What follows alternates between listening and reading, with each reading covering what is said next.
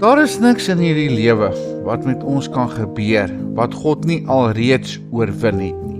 Luister wat ek sê, wat God nog nie alreeds oorwin het. Hy het dit volkome vernietig toe Jesus aan die kruis gesterf het, om ons verlede, ons hede en ons toekoms se sondes uit te vee. Dit bestaan nie meer nie. En ons het 'n God wat altyd naby aan ons is. 'n Vader wat nooit sy kinders sal los nie.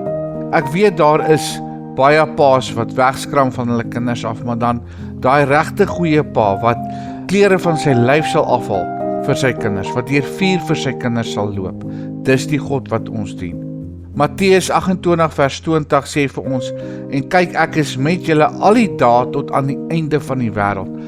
God is altyd daar vir sy kinders. Nou word jy sy kind. Jy neem Jesus aan as jou verlosser en jou saligmaker. En jy maak die keuse om hom te volg. En as jy daai keuse maak, dan loop jy in die rigting in waarheen God jou geroep het. Jy kan kies of jy dit wil hê of nie. Wanneer jy deur verwoestende tye gaan, deur moeilike tye, hy is met jou.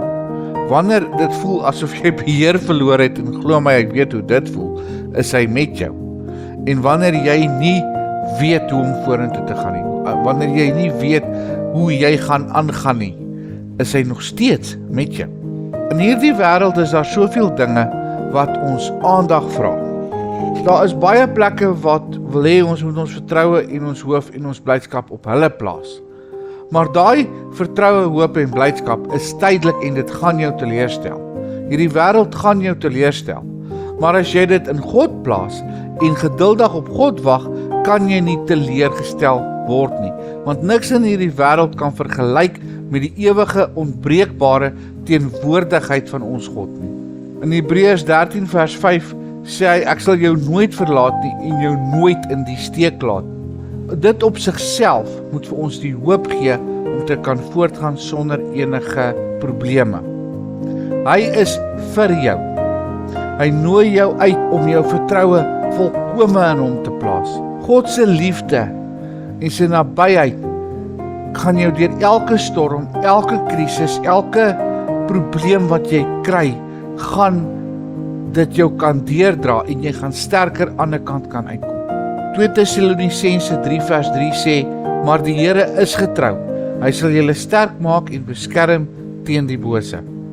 Kom ons gee vandag ons bekommernisse oor na hom toe en ons vind ons kalmte en ons vrede in sy teenwoordigheid. Kom ons gaan soek daai teenwoordigheid.